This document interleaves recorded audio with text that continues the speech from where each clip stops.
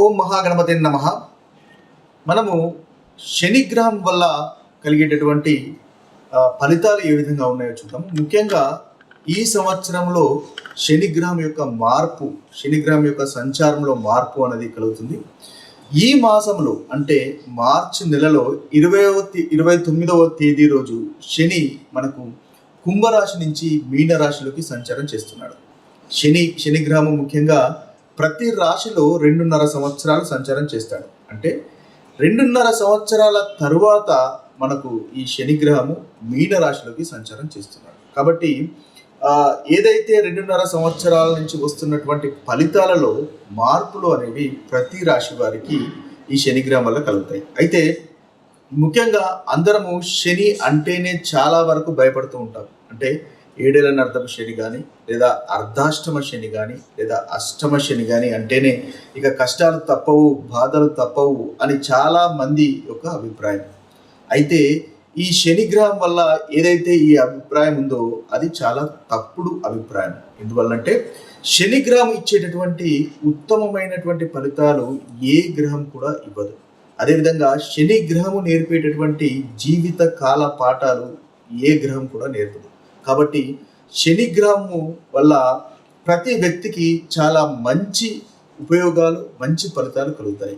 ఒకవేళ మనము చరిత్రను కనుక చూసినట్టయితే శనిగ్రహము వల్ల అదేవిధంగా ఈ 7 ఏళ్ల అర్ధమ శని కానీ లేదా అర్ధాష్టమ శని కానీ అష్టమ శని కానీ అనుకుంటున్నాము.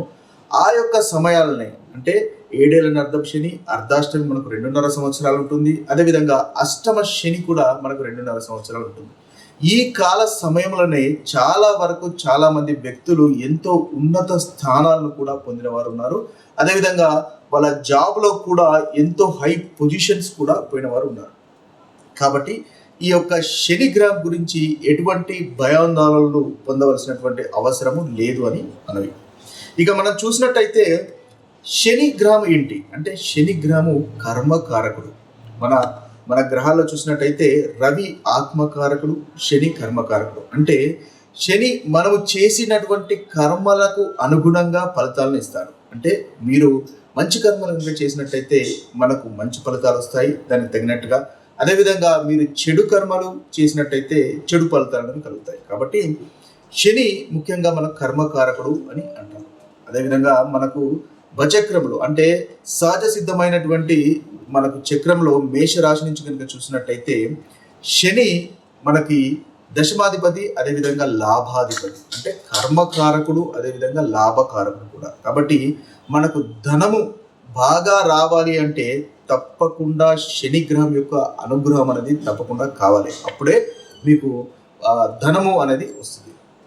ఇక మనము న్యూమరాలజీ ప్రకారంగా కూడా చూసినట్టయితే శనికి 8వ నంబర్ ఇస్తాము. అంటే మనకు శని 8వ నంబరు అనేది ధనానికి ముఖ్యంగా మూలకారణం. మనకు ధనము రావాలి అంటే తప్పకుండా మనకు శని అనుగ్రహం అనేది ఉండాలి. ఇక మనం జాతకంలో కూడా చూసినప్పుడు మనకు అన్ని రకాలైనటువంటి మనకు ఫలితాలు వస్తుంటాయి. అంటే గృహము నిర్మించుకోవడము లేదా వివాహం కావడము, ధనలాభాలు ఇవన్నీ కూడా మనకు జరుగుతున్నప్పుడు ఈ శనిగ్రహం యొక్క సంచారం వల్లనే ఆయా గ్రహాలకు శనిగ్రహం యొక్క సంచారం కలిగినప్పుడు మాత్రమే ఈ ఫలితాలు అనేవి వస్తుంటాయి. ఎందువల్లంటే శనిగ్రహము జాతకంలో మనకు కలగాల్సినటువంటి ఫలితాలను ఎగ్జిక్యూట్ చేస్తూ ఉంటారు. మనము నాడీ జ్యోతిష్యం కనుక చూసుకున్నట్టయితే ఏదైతే మనము డిజర్వ్ చేస్తామో, ఏదైతే మనకు రావాలో అది శనిగ్రహం యొక్క మనకు ఆయన యొక్క సంచారం వల్లనే మనకు కలుగుతాయి. ఒకవేళ శుక్రుని కనుక శనిగ్రహం కనుక సంచారం వచ్చినట్టయితే మీరు సంతానం కోరుకున్నట్టయితే సంతానము, అదేవిధంగా ధనలాభము, గృహయోగము, వాహన సౌఖ్యము లాంటివన్నీ ఇస్తూ ఉంటాడు. అదేవిధంగా ఇలా శని ఒక్కొక్క గ్రహానికి సంబంధించినటువంటి సంచారాలు చేస్తున్నప్పుడు మీకు రావాల్సినటువంటి ఫలితాలను మనకు శనిగ్రహము అందజేస్తూ ఉంటాడు. అయితే ఈ శనిగ్రహం వల్ల ఏదైతే ఫలితాలు వస్తాయో ఆ ఫలితాలు అనేవి లాంగ్ టర్మ్ వరకు ఉంటాయి. అంటే మనకు మంచి జరిగినా చాలా లాంగ్ టర్మ్ వరకు జరుగుతుంది. అదేవిధంగా ఇబ్బందికరమైనటువంటి ఫలితాలు కనుక వస్తున్నా కూడా అది లాంగ్ టర్మ్ వరకు ఉంటుంది. ఎందువల్లంటే శని చాలా నెమ్మదస్తుడు, మందగ్రహము. ఒక రాశిలో 2.5 సంవత్సరాలు సంచారం చేస్తాడు. కాబట్టి ఏ ఫలితాలైనా కూడా మనకు చాలా నెమ్మదిగా వచ్చేటటువంటి అవకాశాలు అధికంగా ఉంటాయి. కాబట్టి ఇవి అందువల్లనే మనకు ఎక్కువగా ఈ కష్టాలు వచ్చినట్టయితే చాలా వరకు కష్టాలు వచ్చాయి అనేటటువంటి అనుభవం, బాధ అనేది వస్తుంది. అయితే మనకు ఈ గ్రహాలలో 2 రకాల గ్రహాలు ముఖ్యంగా మనకు నాలెడ్జ్ని ఇస్తూ ఉంటాయి. దానిలో ముఖ్యంగా గురు గ్రహము మనకు జ్ఞానాన్ని ఇస్తూ ఉంటాడు. గురువు ఆయన పేరులోనే ఆయనకు గురు గ్రహం అనేది ఉంది కాబట్టి గురువు మనకు జ్ఞానాన్ని ఇస్తాడు. అయితే ఈ గ్రహం వల్ల కలిగే జ్ఞానము పుస్తకాల వల్ల కలుగుతుంది.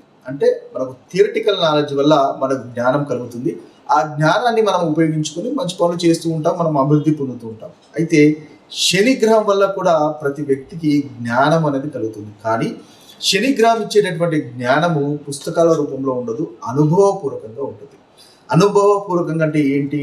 మనకు జీవితంలో కష్టాలు కలిగించి తద్వారా ఏదైతే మనకు రావాల్సినటువంటి జ్ఞానాన్ని ఆయన అందజేస్తుంటారు. కాబట్టి జీవిత పాఠాలు, జీవిత సత్యాలు అనేవి మనకు దాదాపుగా ఏదైతే శని గ్రహం వల్లనే కలుగుతూ ఉంటాయి. ఆ యొక్క శని దశ అంతర్దశలు కానీ మనం అనుకున్నట్టుగా ఏదైనా అర్థం శని, అర్ధాష్టమి, అష్టమ శనులు వచ్చినప్పుడే జీవిత సత్యాలు అనేవి మనకు బోధపడుతూ ఉంటాయి. తద్వారా మనకు మన ప్రవర్తనలో మార్పు అనేది రావడం ద్వారా మనకు అభివృద్ధి అనేది జరుగుతూ ఉంటుంది. ఒక ఉదాహరణ కనుక తీసుకున్నట్టయితే మనకు ఒక గాయము అయింది అనుకోండి. కాబట్టి ఆ గాయము నయం కావాలి లేదా ఏదైనా వ్యాధి నయం కావాలి అంటే దానికి సంబంధించినటువంటి ఆపరేషన్ చేయవలసినటువంటి అవసరం ఉంటుంది, దానికి స్టిచెస్ చేయవలసినటువంటి అవసరం ఉంటుంది. కాబట్టి ఈ ఆపరేషన్స్కు స్టిచెస్ చేయడానికి మనము ఎంతో కొంత బాధను అనుభవించవలసినటువంటి అవసరం ఉంటుంది. అయితే ఈ బాధను అనుభవిస్తాము, కానీ మనకి ఏదైతే ముందుగా ఉన్నటువంటి ఆ గాయమో లేదా వ్యాధి ఉందో ఆ వ్యాధి అనేది నయమవుతుంది. అంటే అది నయం కావడానికి మనం ఈ బాధను అనేది తప్పకుండా అనుభవించక తప్పదు. అదే శనిగ్రహం యొక్క అనుగ్రహం అన్నమాట. అందువల్ల శనిగ్రహం యొక్క ప్రవర్తన విధానం అనేది ఆ విధంగా ఉంటుంది. కాబట్టి ఈ శనిగ్రహం గురించి ఎవరు భయపడవలసినటువంటి అవసరం లేదు. ఆయన వల్ల ధన లాభము, చాలా అభివృద్ధి అనేది జరుగుతుంది.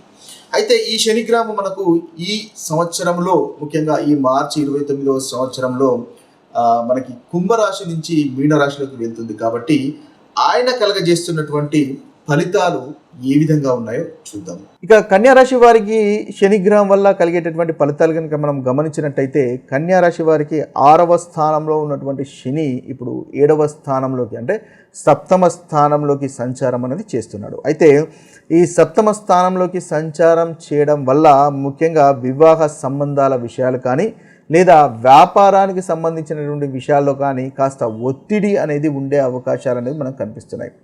ఆ విషయంలో కాస్త జాగ్రత్త పడండి. వ్యాపారాలు ప్రారంభిస్తున్నట్టయితే లేదా వ్యాపారాలు కనుక చేస్తున్నట్టయితే ఆ వ్యాపార విషయంలో ఆచితూచి అడుగులు వేయడం వల్ల మంచి ఫలితాలు అనేవి కన్యారాశి వారు మీరు పొందగలుగుతారు. అయితే మీరు చేసేటటువంటి వృత్తిలో అధికమైనటువంటి ఎఫర్ట్స్ పెట్టాల్సినటువంటి అవసరం అనేది కన్యారాశి వారికి ఏర్పడుతుంది. ముఖ్యంగా ఏంటంటే శని కర్మకారకుడు, మన వృత్తికి సంబంధించినటువంటి కారకుడు కాబట్టి వృత్తిలో కాస్త ఇబ్బందులు, స్లోనెస్ ఉండేటటువంటి అవకాశాలు కనిపిస్తున్నాయి. కాబట్టి ఆ విషయంలో ఫోకస్ చేయండి, నైపుణ్యాలను పెంచుకోండి. తద్వారా కన్యారాశి వారికి మంచి ఫలితాలు అనేవి ఉంటాయి. నైపుణ్యాలను పెంచుకోవడం వల్ల, ఫోకస్ చేయడం వల్ల తప్పకుండా కన్యారాశి వారికి సక్సెస్ అనేది వస్తుంది. పై అధికారులను మెప్పించడము కాస్త కష్టమయ్యేటటువంటి అవకాశాలు కనిపిస్తున్నాయి. అయితే మీ యొక్క కృషి వల్ల, మీ ఫోకస్ వల్ల, మీ పట్టుదల వల్ల ముఖ్యంగా ఆ పనులను కూడా ఆలస్యమైనప్పటికీ వాటిని సక్సెస్ఫుల్గా పూర్తి చేయగలుగుతారు.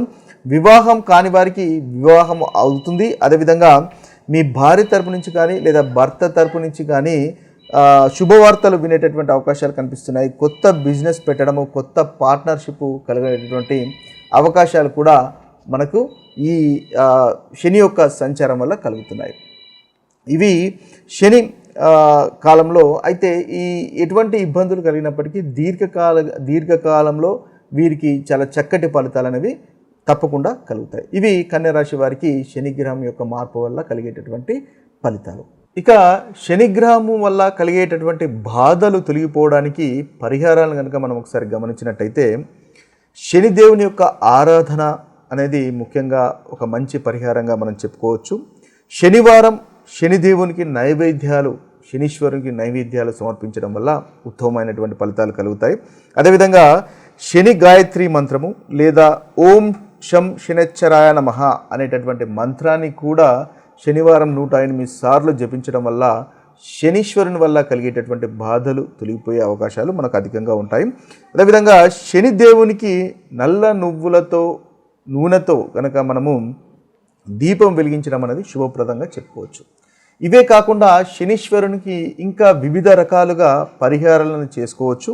ఇక చూసినట్టయితే దానం చేయడం వల్ల కూడా శని వల్ల కలిగేటటువంటి బాధలు తొలగిపోతాయి. ముఖ్యంగా బీదలకు నల్లటి వస్త్రాలు దానం చేయడం వల్ల మంచి ఫలితాలు కలుగుతాయి. అదేవిధంగా గోశాలలో గోవుకు మనము ముఖ్యంగా సేవ చేసుకోవడం వల్ల కూడా మంచి ఫలితాలు కలుగుతాయి. అనాథలకు ఏదైనా తినడానికి మీరు ఇవ్వడం వల్ల, ఆహారం దానం చేయడం వల్ల కూడా శనిగ్రహం వల్ల కలిగేటటువంటి బాధలు తొలగిపోతాయి. అదేవిధంగా హనుమంతుని ఉపాసన చేయడము, హనుమాన్ చాలీసా పఠించడం వల్ల కూడా మనకి శనిగ్రహం వల్ల కలిగేటటువంటి బాధలు మనకు తొలగిపోతాయి.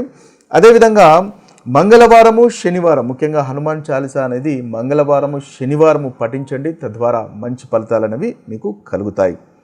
ఇక చూసుకున్నట్టయితే ముఖ్యంగా శని దేవుని యొక్క అనుగ్రహం పొందడానికి తీసుకోవాల్సినటువంటి నల్ల నువ్వులు తినడము, లేదా నల్ల నువ్వులతో చేసినటువంటి నూనెతో తలను మర్దనం చేసుకోవడం వల్ల కూడా మనకు మంచి ఫలితాలు అనేవి కలుగుతాయి. అదేవిధంగా ముఖ్యంగా శని కర్మకారకుడు. అన్నిటికంటే ముఖ్యంగా శని వల్ల కలిగేటటువంటి బాధలు తొలగిపోవాలంటే మనము డిసిప్లిన్డ్గా ఉండాలి, క్రమశిక్షణతో ఉండాలి, పెద్దలను గౌరవించాలి, తల్లిని ముఖ్యంగా గౌరవించడం వల్ల మంచి ఫలితాలు అనేవి కలుగుతాయి. ఎవరైతే డిసిప్లిన్గా ఉంటారో, వారు చేస్తున్నటువంటి కర్మ పైన ఫోకస్ చేస్తారో, మంచి పనులు చేస్తారో, ధర్మబద్ధంగా న్యాయబద్ధంగా ఇతరులను మోసం చేయకుండా ఉంటారో వారికి ఎటువంటి శని వల్ల కలిగేటటువంటి ఎటువంటి ఇబ్బందులు కలగవు. ఏదైతే అర్ధాష్టమ శని కానీ, అష్టమ శని కానీ, 7 ఏళ్ల అర్ధపు శని కానీ జరుగుతుందనుకుంటున్నారో అలాంటి వారు ముఖ్యంగా ఈ ధర్మబద్ధంగా కనుక మీ యొక్క ప్రవర్తన కనుక ఉన్నట్టయితే మీకు ఎలాంటి ఇబ్బందులు కలవు. ఎందువల్లంటే శని కర్మకారకుడు, ధర్మబద్ధంగా నడవడాన్ని కోరుకుంటాడు. కాబట్టి ఆయన మీరు చేసేటటువంటి పనుల ప్రకారంగా ఫలితాలు ఎగ్జిక్యూట్ చేస్తాడు. కాబట్టి మీ యొక్క ప్రవర్తనలో మార్పు అనేది రావడం వల్ల మంచి ఫలితాలు అనేవి మీరు పొందగలుగుతారు. ఇక ముఖ్యంగా చూసినట్టయితే 7 ముఖాల రుద్రాక్షను ధరించడం వల్ల కూడా శనిగ్రహం వల్ల కలిగేటటువంటి ఫలితాలను మనము ఇంకా ఇంప్రూవ్ చేసుకోవచ్చు. ఇవి స్థూలంగా శనిగ్రహం వల్ల మంచి ఫలితాలు కలగడానికి తీసుకోవాల్సినటువంటి పరిహారం. ఇక మరొక వీడియోలో మరొక రాశి ఫలితాలతో కలుద్దాము. అంతవరకు సెలవు. సర్వే జనో సుజనో భవంతు, సర్వే సుజన సుఖినో భవంతు. నమస్తే.